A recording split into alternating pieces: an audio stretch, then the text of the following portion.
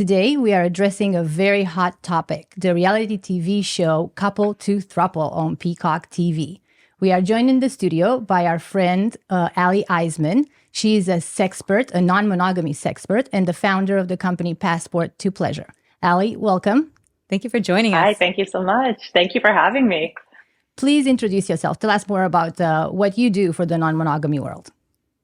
Sure, absolutely. I've been in this space now, exploring non-monogamy as a leader, community organizer in the sex positive space in Los Angeles since 2016.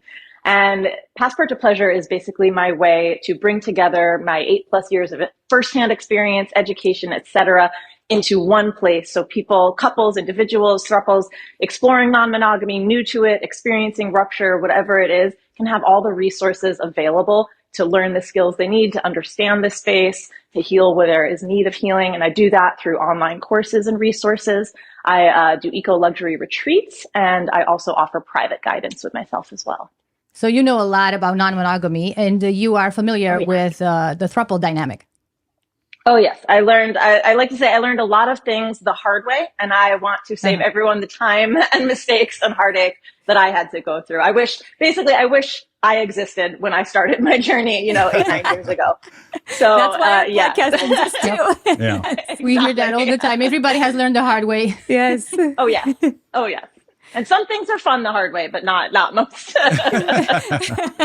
Good point. So with that in mind, have you been watching Couple to Throuple? Tell us, what do you think about it? Well, I'm definitely coming to it with a unique perspective. My professional background, I spent 15 years in the entertainment industry, both in front of and behind the camera. So I have a very special understanding of how these shows come to be, how it goes from idea to screen and what we see in each episode. So there's certainly the elements to keep in mind of what it takes to make a show, what it takes to get people to tune in. I have definitely been watching every episode. I am excited and nervous just along with everyone else in the community as well. And I'm super excited to talk to you more about it today. That's awesome. We are very excited as well. Like yesterday, we watched the last 3 episodes and we wouldn't stop talking about it.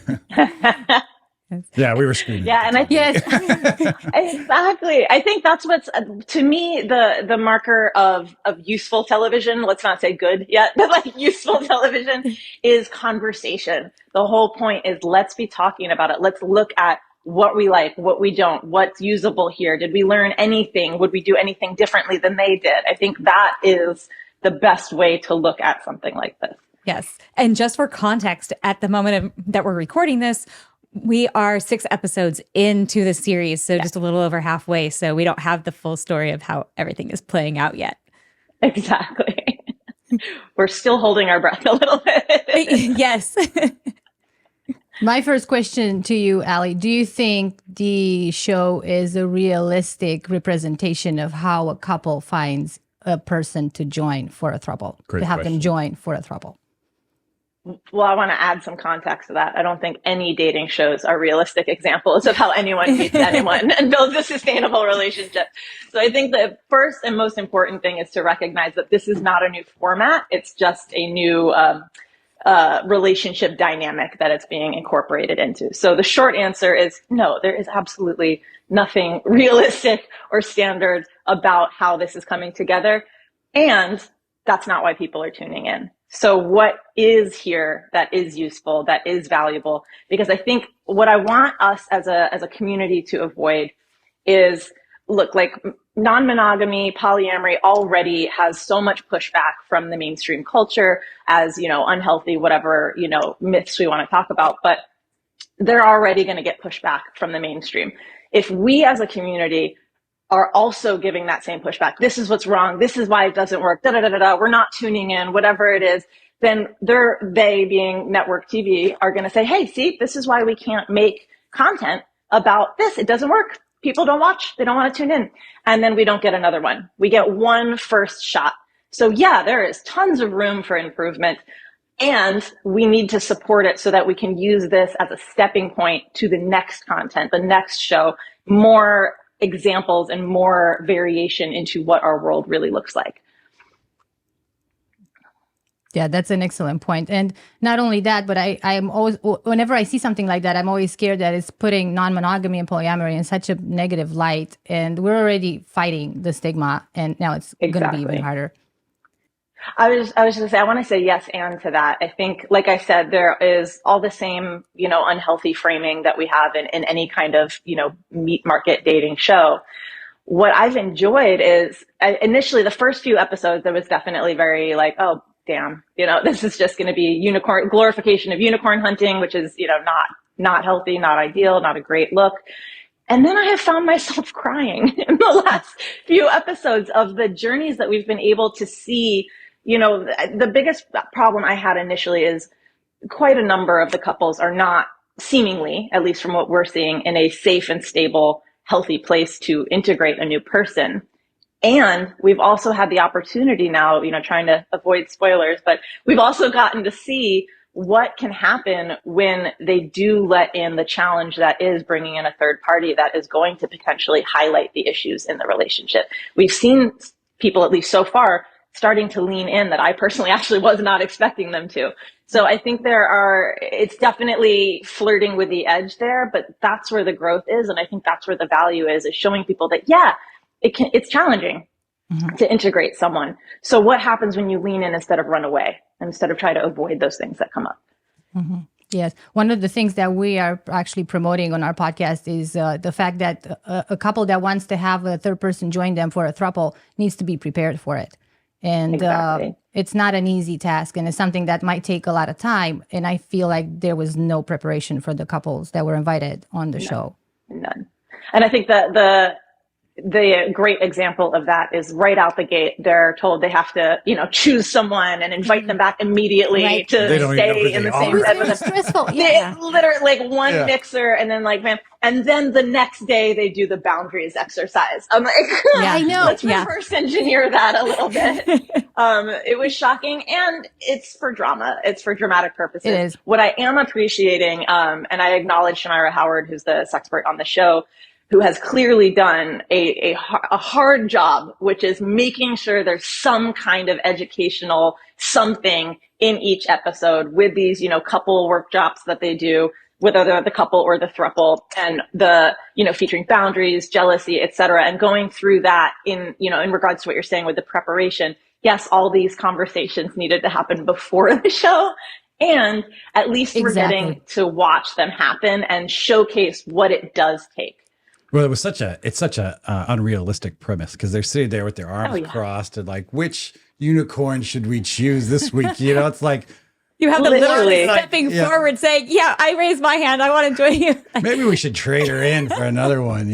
Like the swap. Just swap them out, get a different one. Like swap. Everybody's watching. Half our show is like, how do you find the woman? And these guys are like trading them in. Yeah. Well, and there's an important note, and one of the singles, noted this to their couple initially, is they felt very dehumanized, and I think that's a really important thing to look at in this structure. Is it's 100% dehumanizing to treat people in this way. These are full autonomous human beings with their own lives, their own desires, their own interests, their own boundaries, and they're just being treated like the accessory of the evening. Their autonomy is available where they get to say whether they want to stay or swap after they've been chosen. Like it problematic at best. Absolutely. And then the last episode they did, you could pick a new person to join your couple, or you could pick one that belonged to another couple. It's like it became human white elephant gifts that you could just swap around. Yep. Which is really, the antithesis of like what these dynamics are about. This is non-competitive. This is not like that zero sum mentality that I think a lot of people get into in monogamous relationship frameworks. Like it's either or. It's like, no, I'm noticing attraction to someone else. Let's talk about it. Let's look at that. Are you guys open? Where are your boundaries? Like, human white elephant is a great way to put it. It was startling. And like I said, I love that we can even have this conversation. I love that there's something we get to look at that's out there, that's showcasing the good, the not so good, the terrible, and that we can talk about it.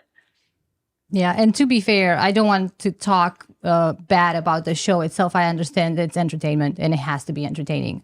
But I think, sorry to put a but in there, I feel like everything was done in the wrong order.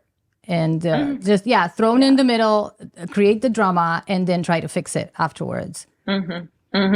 Which I think is great. So let's talk about that, right? Like if we were going to do couple to throuple, hits all the, network targets, they get the viewership of the century. It's amazing. Season 2, what do we want that to look like? What would we tweak? What would we change? With the idea that it still does need to have that level of drama. There has to be something, unfortunately, that is bringing people in. What would be the things you guys would want to tweak? What would you want to see differently? I know you're supposed to ask me questions, but I would do it in reverse order. That would be more realistic. Let's only have a handful of unicorns and a whole bunch of couples all competing and all having to work on themselves and go to therapy and do the inner work. And all the unicorns are like, I don't know. You're not good enough. Your offer is not good enough. Prove how solid their relationship is to start out with and tell them what they have to offer. And I love that. Why should plenty of somebody drama want there to join? still.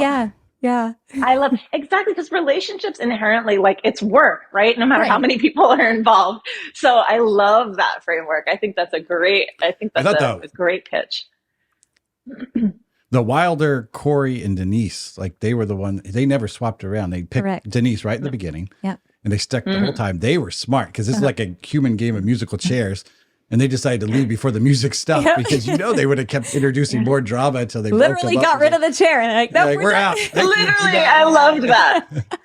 Yeah. Well, and I applaud them too because they really, she was really open about her triggers and the, past history of indiscretion. And really, we got to see a couple work on that through bringing someone in and opening that up to them and seeing the healing that's possible. And we're starting to see it a little bit with, Ashmal and Rehman, as far as their dynamic with Jonathan and what that's brought up for them, how they're integrating as a couple, Jonathan's, boundaries and not wanting to be in there for that kind of work that they really do need to do on their own first. Yeah. I think that's where a lot of the value has been for me is really getting to see those dynamics. It's probably some of the the production and just the dramatic aspect of it. But I felt like at the beginning, I really had my doubts with Corey. It's gosh, she doesn't seem like she's ready for this. Why did they ask for this? But then as you watch it all progress, you realize no, I think she really knew what she was needing. And she was doing a really good job of communicating it and communicating when she was having a hard time with it. And then her partners responded and they met her there. And oftentimes I've seen where somebody is like, okay, I have this boundary. And then you find the partner's trying to meet them there, but then the boundary line the goalpost gets moved, and then there's not actually progress. But with these guys, it was totally different. She really was just in tune with what she needed. And when her partners met her there, and it's beautiful to see how they progressed together to build something truly solid from the beginning. Yeah, she pleasantly surprised me. Absolutely. Yeah, I enjoyed it. Me too. They put that likewise. I was fast, worried too. about her. 10 challenge. They should have won that. I guess now that I'm thinking, I would have liked to see more of what happens with them personally, because I'm sure she went through a lot of changes and a lot of drama internally to realize what her problems were and how to get past it. And we never saw any of that. They never showed us any of that. Yeah, I would have been interested to see more. What do they call them? When the sort of confessionals in a sense, where they're set back a little bit more exploration of that in that space. I loved the, I can't remember what they called the exercise, but the sweat lodge. Where the single really got to ask the questions and open the floor in that way. I think it was honesty. Obviously was transformational. Yes, I think so too. Yes, honesty. And I think that was obviously a game-changing moment for that throuple and becoming an actual official throuple. And I think we really got to see that.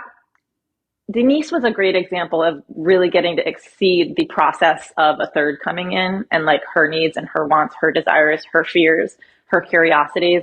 I think the show did the best, I guess, humanizing her, at least as far as how we got to know her. And then to see that come all the way through to that fruition was just I cried a little bit. I'm not going to lie. It was really beautiful.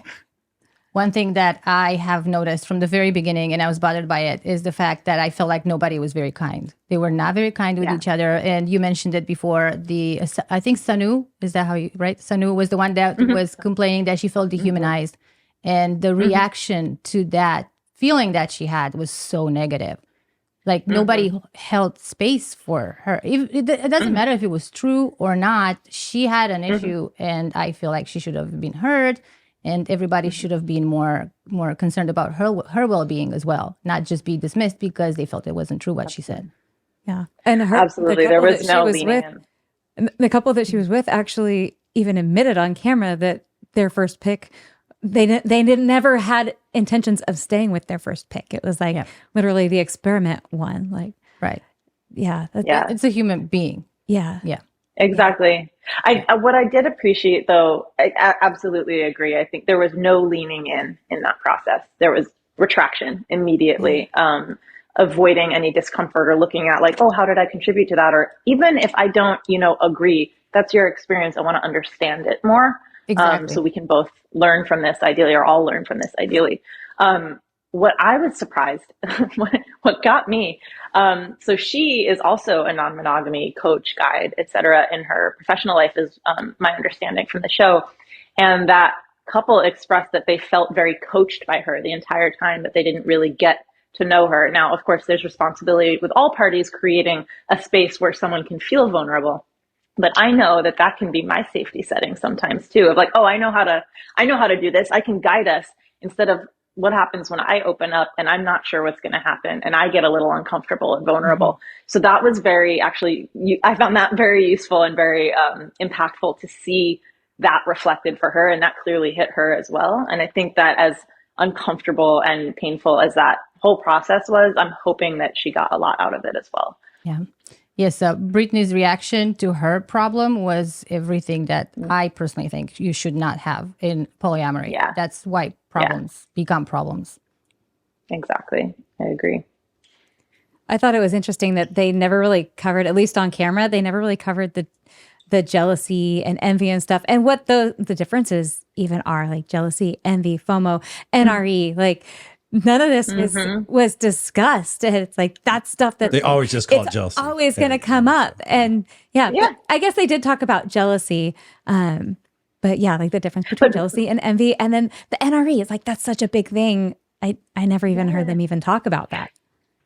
There was that, like, they opened the opportunity and didn't, again, dive deeper and look at it. Everything's been like tastes of what this work can look like. Yeah. And like the idea even of in that workshop, like, okay, let's see if you can have compersion right now, immediately, in front of everyone. Like the whole set and setting for that is just so unrealistic. Like, not everyone is a voyeur or an exhibitionist or like wants that experience out there.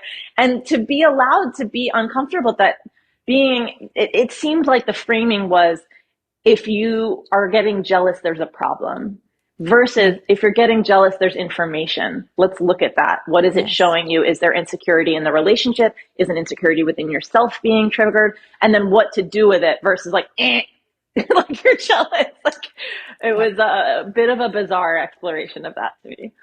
You asked earlier what season 2 would look like. For season 2, we follow them.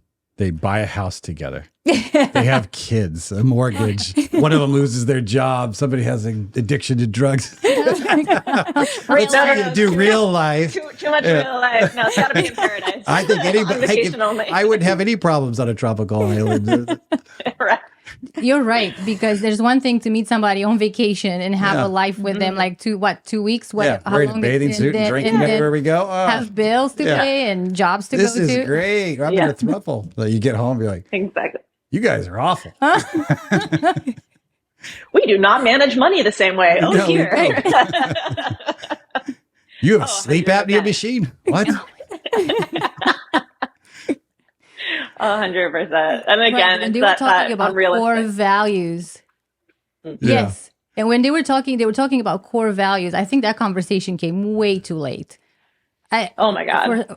That's something that this is supposed to be something where you look for a person to join you to do life together. It's not just a fling. And I have a feeling that nobody really had that cemented in their brains for the longest time because they were worried about bonding.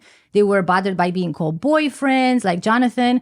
This is supposed to be getting ready to have a life together. This is not getting ready to have a threesome and then go home. So I feel like the conversation with what's important, the core values in the relationship should have happened way before they had the threesome. At the mixers, at the very beginning.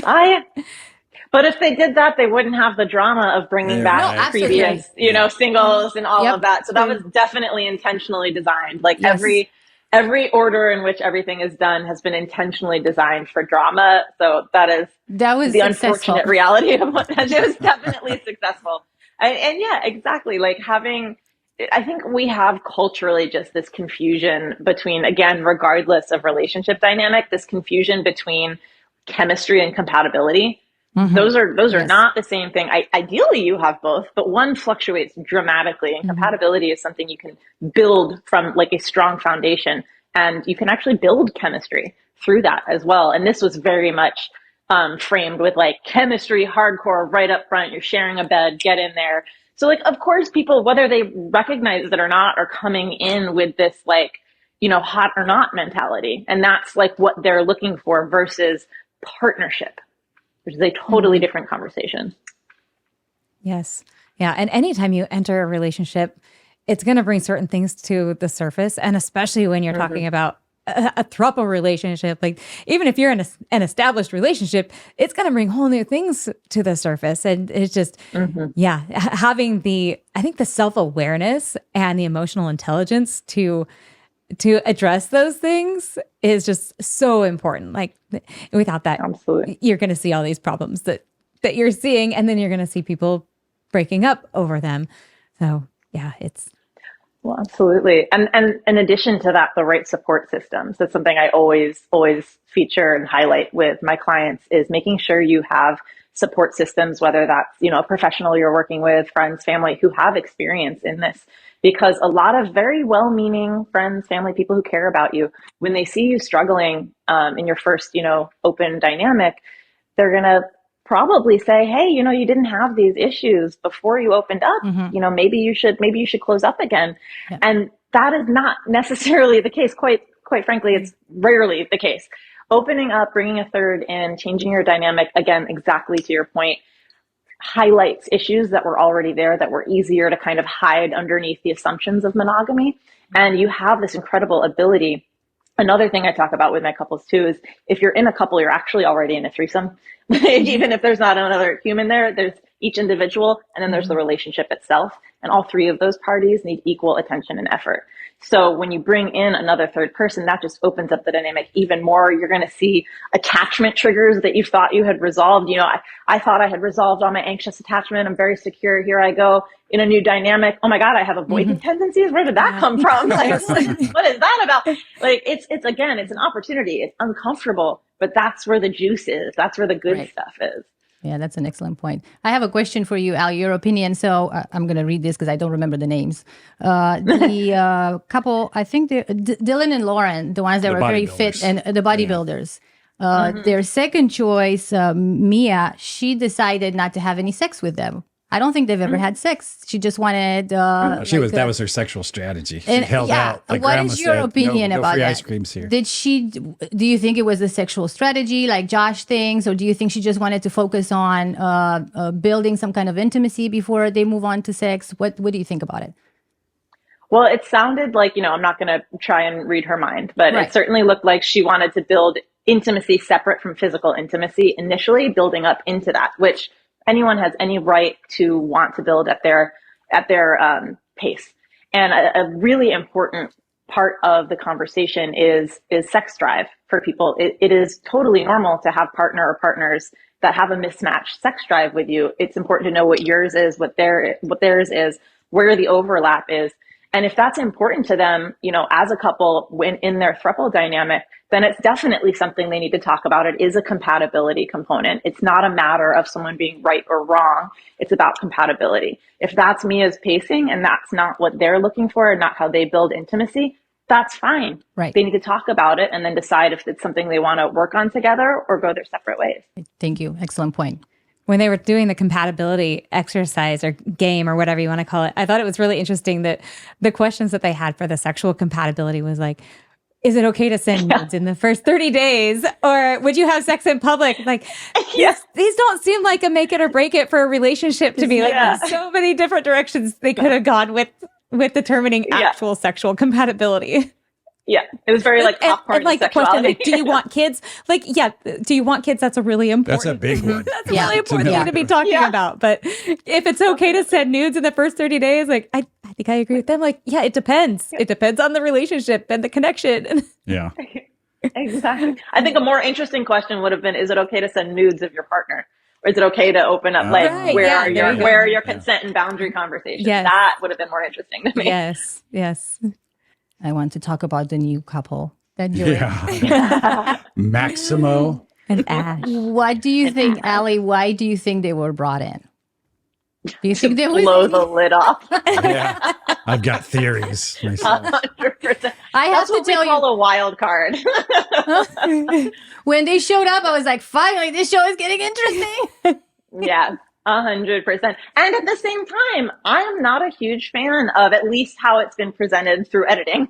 How they're seemingly, again, if you're here to kind of do like tastings, that's cool. Be clear about it. Don't tell someone that you're like all about them and this is it, and then flip a switch and you're all about somebody else.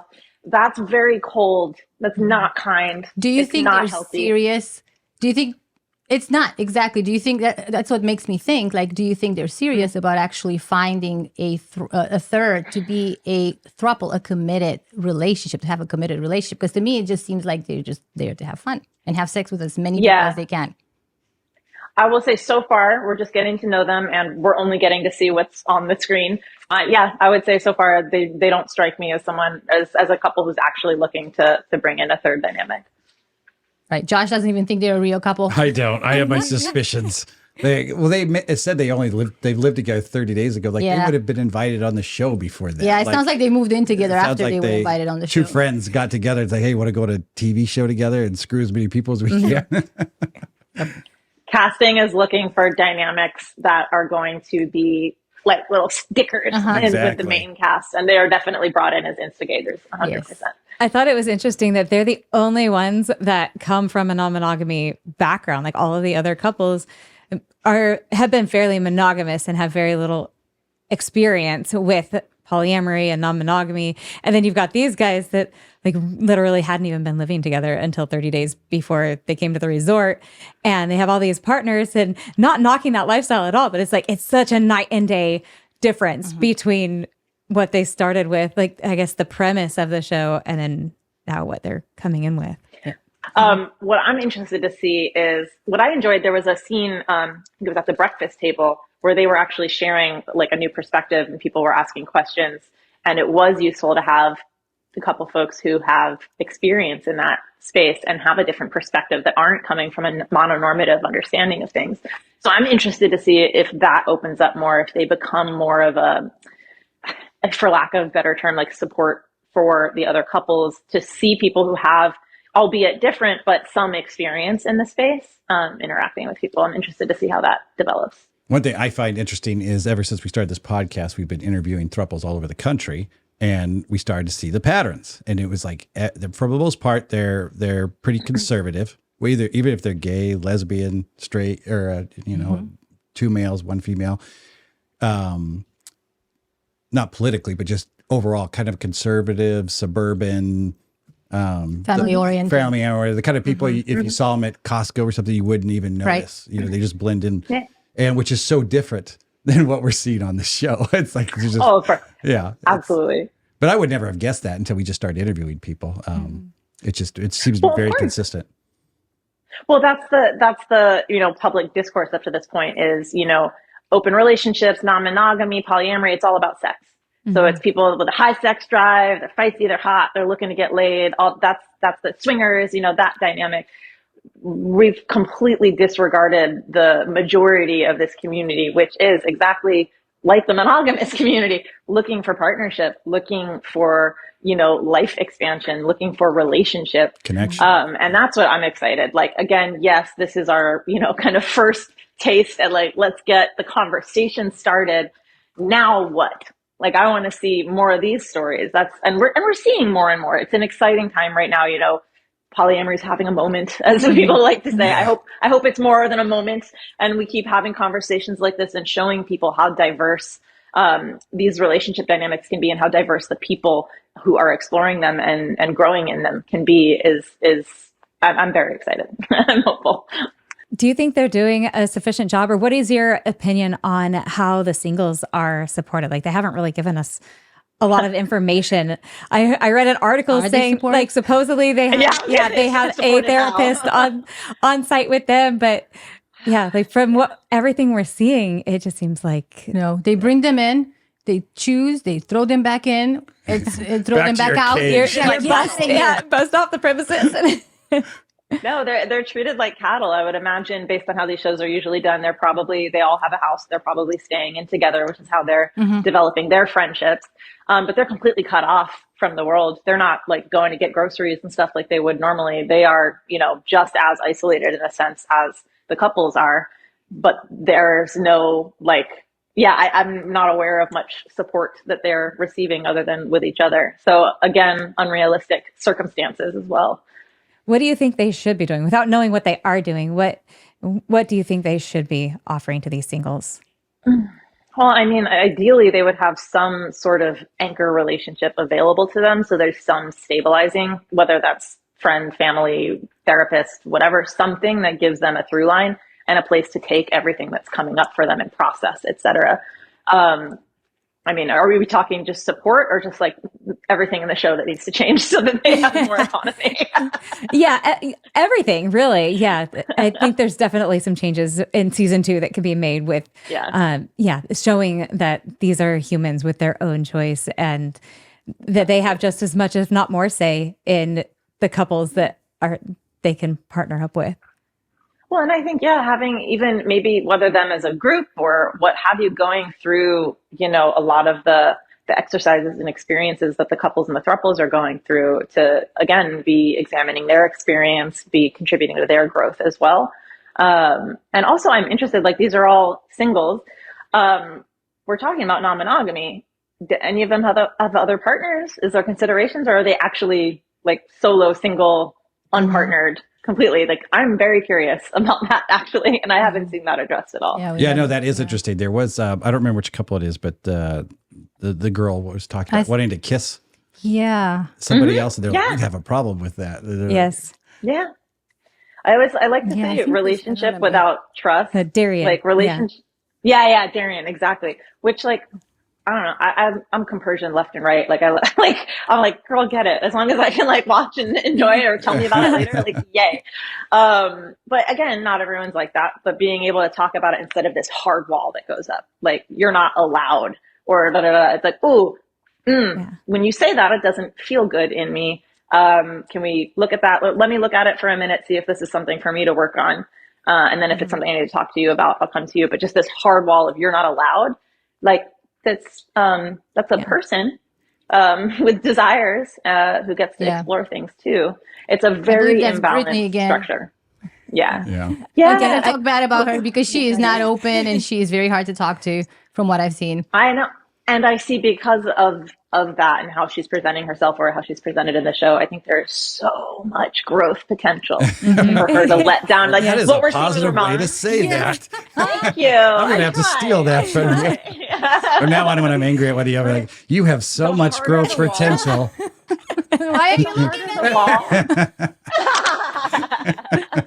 I find that, though, it was pretty, like, without exception so far, the harder the wall, the softer the interior. Like, we're seeing it with Rehman. I'm really hoping they continue on the trajectory they're on right now, because he is making some breakthroughs in ownership of his experience. And I think that there is potential for her as well. There could be so much lovely stuff opening up for them as a couple, and then bringing in the right person. But right now, it's just wall after wall and a lot of expectation of other people to like figure that out for her. And like, she doesn't need to meet them anywhere. They need to, do what she wants, and that's it. And that's not, there's no partnership in that at all. Even friendship. Like, that's just, So about Rehman, I think we have different opinions here. Josh, you think he's a manipulator, don't you? Oh yeah, I do. I think he's. Yeah. Yeah, I think. Yeah. How do you say his name? Ashmal. I think the best thing. Ashmal. Yeah, I think the best thing you could do is give him his walking papers and Yeah. move on. You should have just ran off with Oh, yeah. Jonathan. Yeah. I think there's. No, I'm not agreeing with you, but I say yes and to that. It's like my favorite contributor. 100%. He is right now has a lot of patterns of emotional manipulation. That's his go-to. That's his safe space. That's how he knows how to make sense of the world around him, his relationships, how he feels like he's in control. Because if he feels out of control, he's going to spiral. He has no coping mechanisms. There's clearly nothing that he has learned at this point in his journey to self-manage and self-regulate. So he regulates through his partners and through controlling them. We're seeing Ashmal grow. Getting to see what was so juicy to me about their dynamic with Jonathan is Ashmal got to see it from like a bird's eye view of like how it's showing up, how he's showing up. And I saw him like wake up on camera and go, wait a minute, he wouldn't put up with this. Why am I putting up? It's always, I'm like seeing him put the puzzle pieces together and they're leaning in. Which, like, look, there is a lot of work to do. I bet it is going to go far beyond this show if they really want to get in there and do that.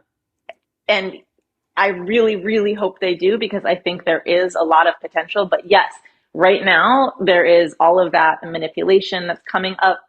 And I see moments of him trying to lean in. And it's a process. It's not going to be overnight. It's TV, but it's not TV. That process, you know, is going to be more than a quick cut. Like he's going to try, come back, freak out, try again. Like it's ongoing. And my hope is this is the beginning for him and potentially them. right. I was talking earlier about how impressed I was with Corey, where, she said, initially it was concern where she was like, okay, this is what I need. And this is what I'm insecure about. I was like, I don't know if she can work with this. But then you saw, like I was saying earlier, she didn't move that goalpost. Whereas I see the opposite happening with Rehman. It's like, okay, you met me here, but now there's this new issue over here, or you're not doing enough. And it's always you need to do something different instead of like, wow, I really have an issue with, communicating. I agree. listening. I think That's because 100%. he cannot deal with his emotions. He doesn't want to deal with his emotions. So then he's going to project everything on everyone else. I think the problem is every time that Ashmal keeps working things out with him, he keeps teaching him that he can get away with it. And he just keeps moving. But I saw him changing. Like, Well, that's what was interesting with Jonathan. Yeah. Jonathan walked away. Yes, so he lost someone. There was a consequence. I saw Ashmal changing his behavior. And I was wondering why. And that's a good point. It's because he saw that somebody else did not take it. And he understood that he's probably being taken for a fool there. Something's going on. Yeah. We don't know. We don't know what's possible. Any favors either. Right. Every time. Exactly. Well, exactly. It's enabling behavior, right? But when it doesn't start like that in abusive relationships, like it's an integrative process. It's rewiring someone's brain. You don't even realize you're in it until it's too late, kind of a thing. So for him to have someone else come in, see it, immediately make a choice and a decision and extricate themselves is like mind blowing, because at the point that he's at, he has no idea that there's even another possibility. For him, he's in this repeated pattern of explosion, repair. And so the chemicals elicited when you repair make it feel like everything's okay. Okay, we're good. We've got this. Right. You don't realize, you're doing I saw that. Every I actually 3 days. saw that. Yeah. I saw that the dynamic, how they were like feeding on that. Oh, we're all good now. It feels so good. This is going to happen again 4 days. It's going to happen the again. day before the picking. Very textbook. Yeah. Well, Until Ashmal, there's you're that listening, brother. responsibility of how am I? You're keen. Stand up for yourself. Yeah, exactly. And I think that can happen. I'm really interested to see where this goes. There is so much, again, growth possibility for each of them. But the relationship 100% needs to change. It is very destructive right now. I will say I have been very impressed with Jonathan, and I felt like he really did a good job of giving Ashmal and Rehman a great opportunity to fix things. And then stood up for himself and what he knew he needed.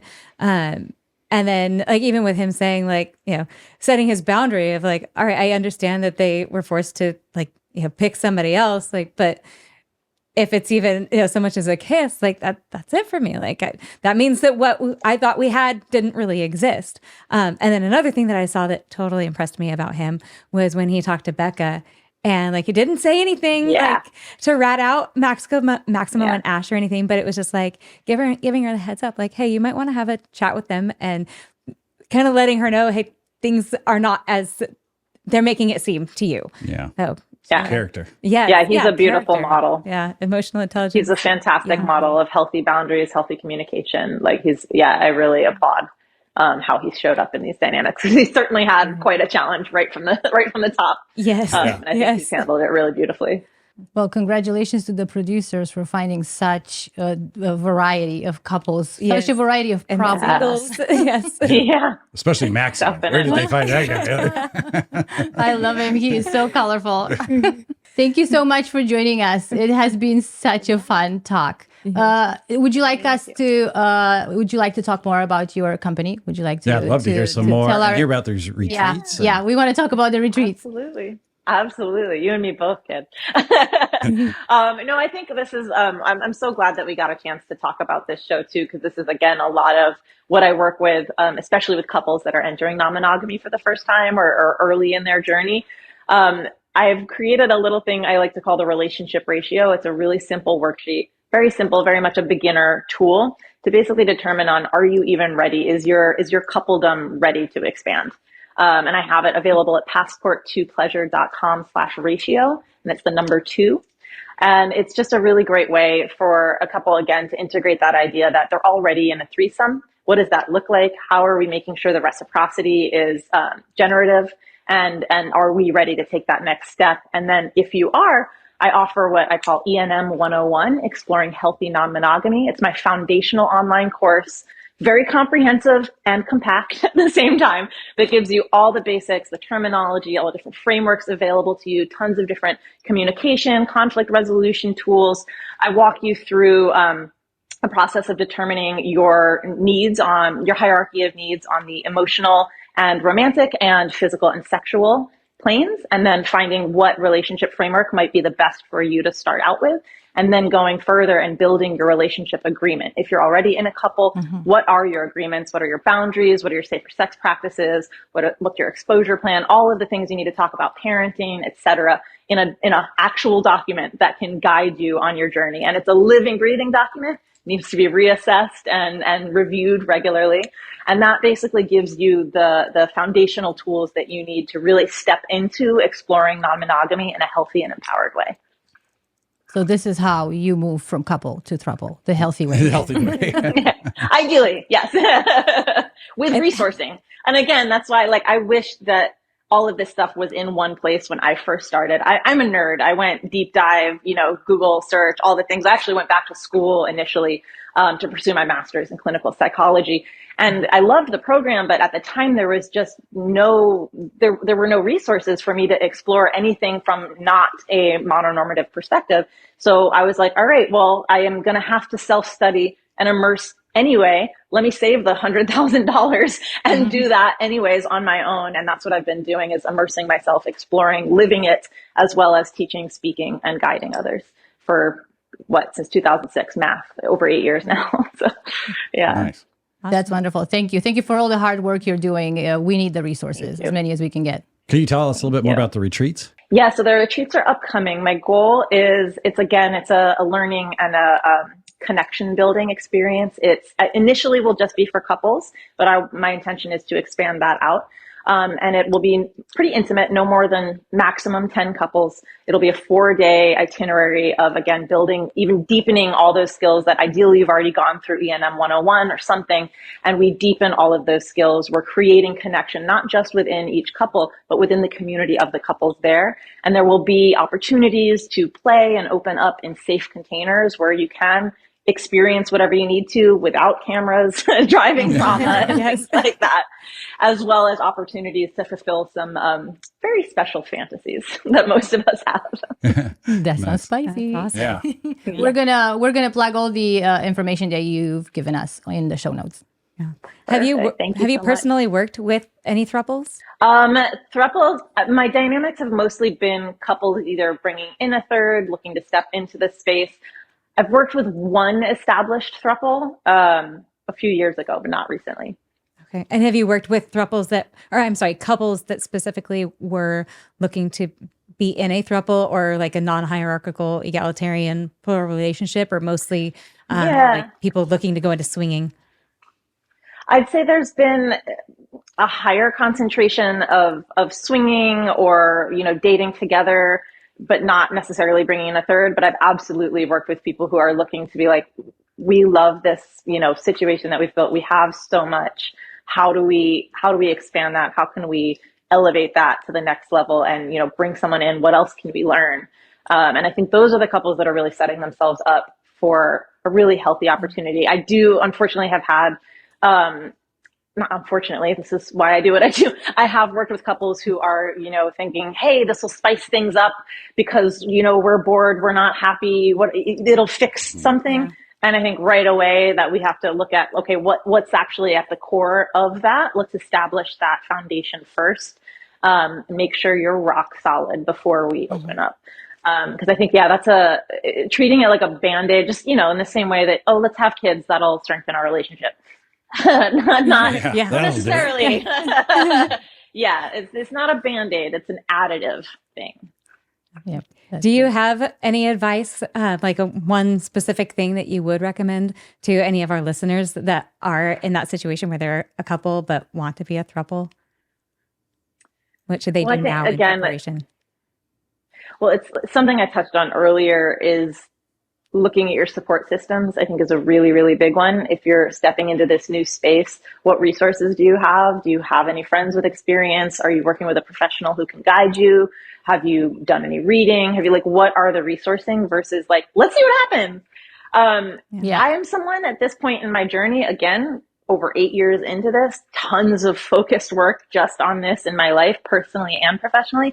I find my boundaries by hitting them head on, but I have built myself to be able to do that. I do not recommend that to anyone new.